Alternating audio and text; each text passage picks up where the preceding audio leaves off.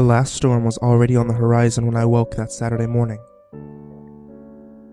It hung in the south, a solid black wall of dust, churning and seemingly motionless. I had every intention of sleeping late into the morning, as had been my Saturday custom since Adele and the girls had left, but the distant rumbling and crackle of lightning drug me from the bed just after sunrise.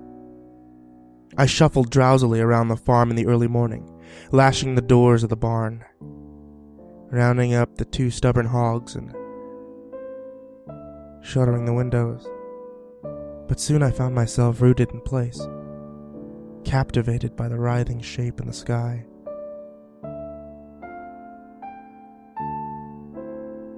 It stretched impossibly wide across the open sky, rolling across the border from Nebraska, and the air had a dry, electric chill, and already the sickly yellow wheat swayed in anticipation.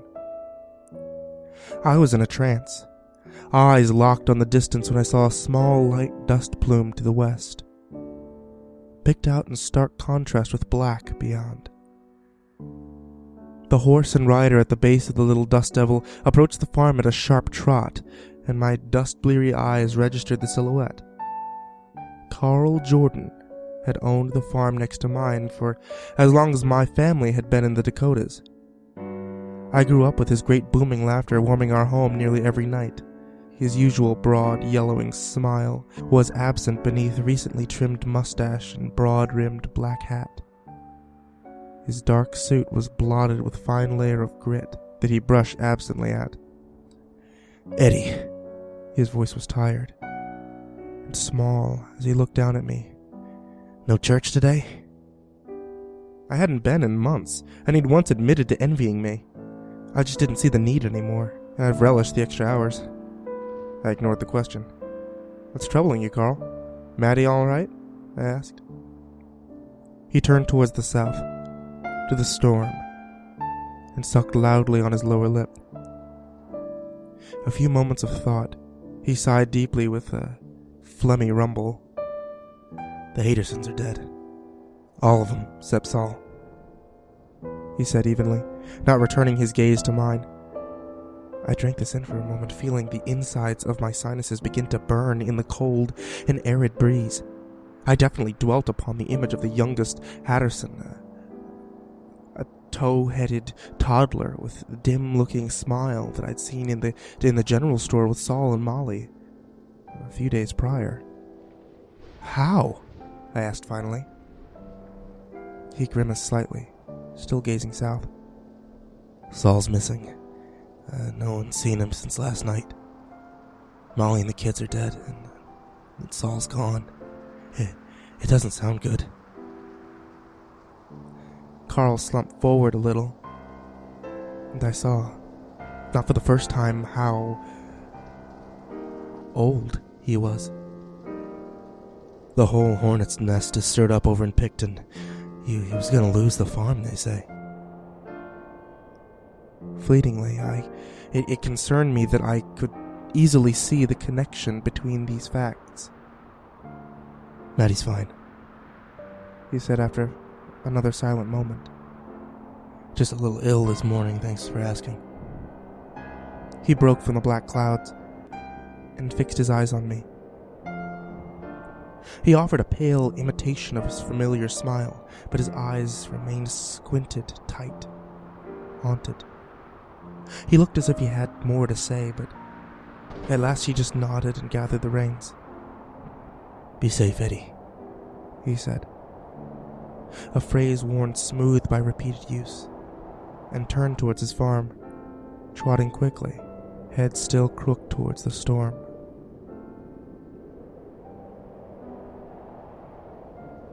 By noon I could only watch as it reached up and blotted out the sun. The dust storm enveloped us, obscuring the sky like the hand of God. I did my best to ration the allotment of bourbon that I'd poured off that morning, watching the black wind scour the earth through a broken shutter slat.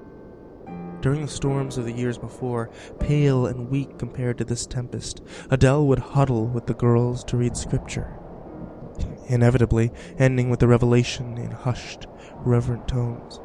I tried not to scowl at her fear and awe before, but now I could feel a little tremor of doubt in me as I looked out at that sackcloth sky. When the sky darkened a few shades at nightfall, I prepared a small meal of bread and fried eggs, and drained the rest of the bourbon. Later I lay in the unmade bed, with the world spinning and the sky howling outside, tried not to think. The storm raged stronger than ever the next morning, the sun winking through the maelstrom, a fat circle of hazy orange like a fading coal. Late in the next day it showed no sign of abating, and I resigned to leave the house, if only to feed the animals. I tied my goggles to my head and a damp bandana around my mouth, but I still gasped at the ragged burn of the dust when I stepped outside to the storm. The lining of my throat seemed to crack and bleed within moments. I could barely see the barn, but I set out instinctually towards it.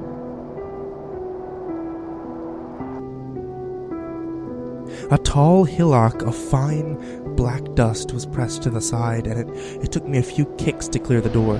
The dust had seeped in everywhere, and the hogs and cows were covered in a layer of grime. They stood still in their pens, eyes red and glassy, shuddering and jerking with each loud creak from the roof beams. They ignored the food. There was a twisting coil of anxiety in my chest when Carl arrived, leading the terrified horse behind him. His beard was matted with dust, and he had to sweep the lenses of the goggles clean at my doorstep. But instead of entering, he only waved me out to join him. "You need to come with me!" he shouted over the storm. The dust between his teeth had formed a thin black mud that flecked at the corners of his mouth. It was his tone, flat and even, that terrified me. I didn't argue, but pulled on my goggles and offered him a second bandana. I followed close behind him, one hand on the horse's haunch. Carl picked his way down the path, navigating by some uncanny memory of the curves of the little road. We walked cautiously and deliberately west for the better part of half a mile, past Carl's own farm, towards the leaning shape of Colin's farm. A throbbing dread began to stir in my breast as we approached. The door was torn wide open and off one of the hinges. Swinging violently in the wind, I could see Roger Collins, slumped in the doorframe. The congealing blood on his forehead caked with a fine dirt. His eyes were open. The left eye beneath the bullet hole was flooded red and tilted wildly skyward. Clutched in his curled hands was a rifle with one spent casing.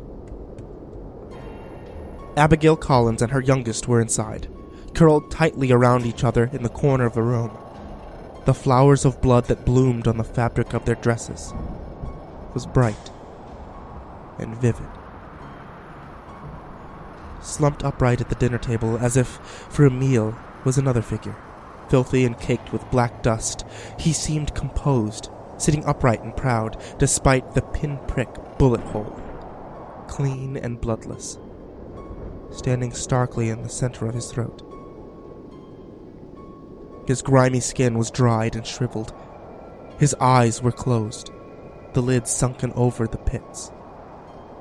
It took a long, yawning moment to recognize the desiccated face. Saul Hatterson, hands clasped around a little revolver, looking for all the world like he had been dead for a week. Saul Hatterson, grinning obscenely wide, showing dried black gums. There was an uneasy stillness in the little house, and I could hear my heart thudding in my ears. I turned to Carl with pitiful expression, a plea for some sort of understanding. "I was bringing some canned food. Roger was worried about being able to last out a long store," he shouted from the front porch. where he was closing Roger's eyes and wiping the blood from his hand. He looked up at me and stood. "Jed's missing." I looked around the room again before turning to Carl. "You don't think that Jed..." I began, letting the idea remain unsaid. Jed was a quiet and sickly kid, but something about him had always set my teeth on edge. "No," he barked. I don't think a 15-year-old would be capable of this, but I don't think that Saul was either. None of this makes any sense." He brushed the lenses of his goggles clean once more. No, it does not.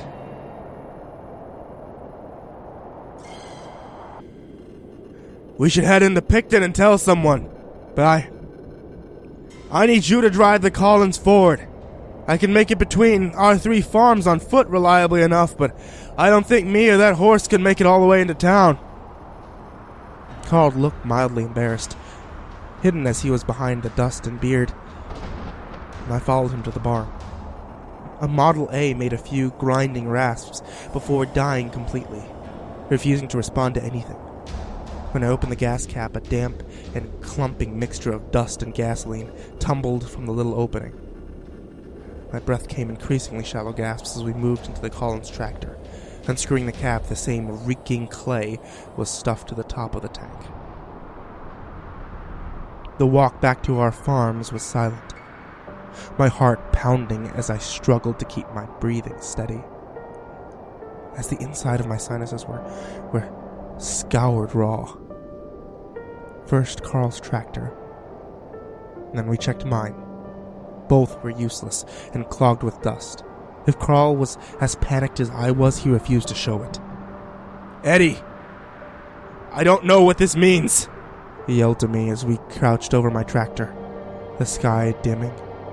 "But I think I'd appreciate it if you stayed with me and Maddie tonight. The storm has to let up in the morning, I'm sure."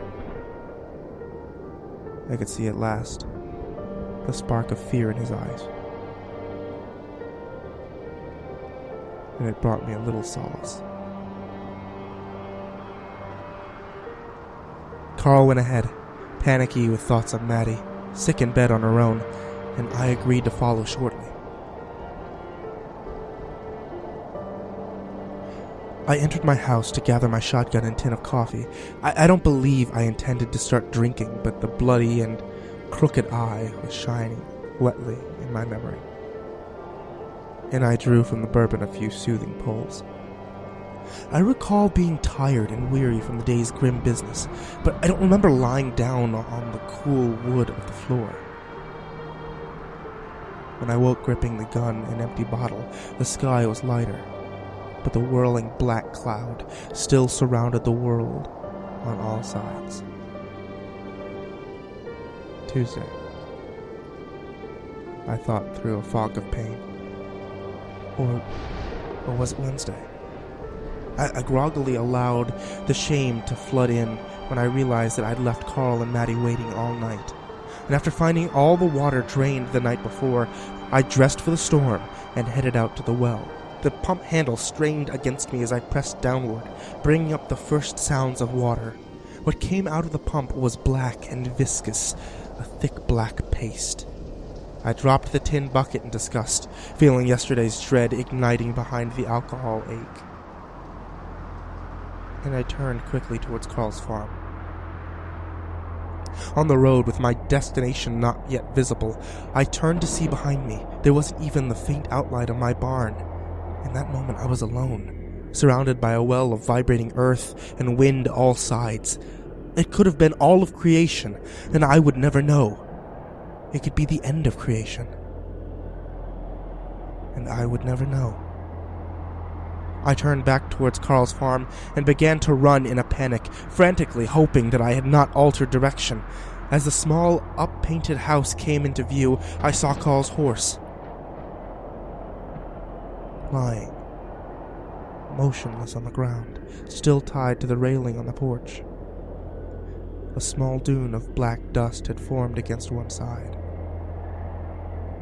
The door was wide open, slamming into the wall with a sharp crack at each breath from the storm. My panic spiked like a fever when I stepped inside, and my body began shaking violently. Maddie lay spilled from her bed, trailing sheets and shredded fragments of her nightgown. Her head was twisted, the neck bruised and bent, and bulging glassy eyes seemed to stare directly at me. Her tongue was thick and black between her teeth. Seated on the bed above her, spindly legs dangling over the edge, was the dried and leathery corpse of Jed Collins, the missing boy. His eye sockets gaped emptily and black as he silently grinned out at the world. Carl was nowhere to be found. I backed out quietly from the house, at last truly toning out the chaotic roar of the storm. My mind spun, trying to make sense of utter madness, and it stoked the fires inside of me. Panting, desperate dread flooded my limbs until I found myself propelled blind, running through the storm towards my home. I continued past the hulking silhouette of my barn, legs flooded with fire as I sucked in great lungs full of choking dust. I thought nothing of destination. I only wanted to get as far away from the storm as possible, far from the empty charnel houses of my neighbors, and from empty eyes and wicked grins. I made it as far as Thin Fork of the Missouri that carves the far edge of my land. I saw through the well of shifting haze the black outline of the river from a distance. When I approached, legs slowing and lungs burning, I saw the river more clearly. Wide and unearthly still, the water was black and thick, and in mute disbelief I watched it flow, slowly like molasses, under a dark and churning sky, and then I began to understand.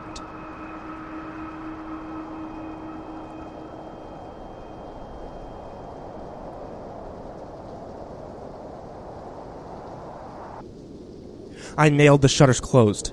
Driven by an animal urgency of purpose, the door I braced with Adele's heirloom cabinet, allowing it to crack and splinter on its side as I stacked steamer chest on top. I didn't really believe that this would slow whatever would come tonight, in the hollowing darkness. But I wanted to have the time to know, to be sure. The last bourbon bottle lay empty on the floor, and I was glad for this, for the chance to be clear-headed at last. I sat back to the wall, facing the door, with the shotgun in my hand, and I waited. The sky darkened, and the storm continued to howl. I measured my breaths, trying to hold on to it that moment of calm, to stretch it out until it dried and snapped apart. It was late at night when it arrived. I could hear the heavy footsteps circling the porch, pulling lightly, testing each shutter. My hands were suddenly slick with sweat on the barrel of that shotgun. The shuffling footsteps stopped in front of the door, and I saw the wood flex ever so slightly as pressure was applied. A scraping sound began to rise, hissing from the small barricade as it began to slide slowly across the floor. The force on the other side of the door increased slowly, steadily, grinding against the heavy barricade until the door was opened to the storm and the night and beyond. The figure swept into the room with a silent grace that surprised me and stood regarding me. Carl's skin seemed to crackle and go taut like paper as he moved, and in the hollow of his empty eyes were tiny twisting clouds of dust. Blue ribbons of electricity arced across the sockets. He was smiling, a smile that I'd never seen from him, a wide, obscene grin. I felt a strange sort of calm then, the surety of knowing. Despite the impossible madness of it all, I raised the shotgun. "Eddie," the thing inside of Carl hissed, a voice like grinding sand. The corpse took another step towards me, and I saw a black trickle of mud from the edge of its cracked lips. "Go ahead and shoot, Eddie." See what it gets you. I smiled back at him. Seeing the solution so clearly at last, I took a moment to be thankful that Adele and the girls were gone. Thankful in an awful way that I'd struck her hard enough for her to finally leave me. This would not be the night that they died. It had moved halfway across the room now, shuffling towards me, the malevolent sparks of its eyes locked on me. The now familiar dread reared up to swallow my temporary peace. I saw in the black whirlpools of its eyes the great storm, covering the entire earth in a final gloom. I saw trails and chains of endless murder and atrocity crisscrossing the darkened world into the last eternal night. I saw the end. All I had left was a little sliver of hope, enough to spur me onward. I swung the shotgun up under my chin, feeling the cool of the barrel. The thing inside of Carl jerked to a halt and ceased to smile, and I knew that I'd gambled right this time. It needed me, and it can't have me. I made sure that I was smiling, drinking in the thing's rage and frustration. The thing roared, and with a leap, burst from Carl's body, his drying muscles snapping and shredding into long, fraying fibers as it shredded him like a coat, thudding to the floor behind. It was a swirling cloud, a flurry of dust, coursing with lightning, and pure, elemental hatred that I saw then, surging towards me faster than I would have believed possible. Thin tendrils coiled and tightened and wound their way through the air, twisting towards my mouth and nose. I could feel them caress the raw passages of my lungs, hot, twisting, and unmistakably, horribly alive, as they slid into me.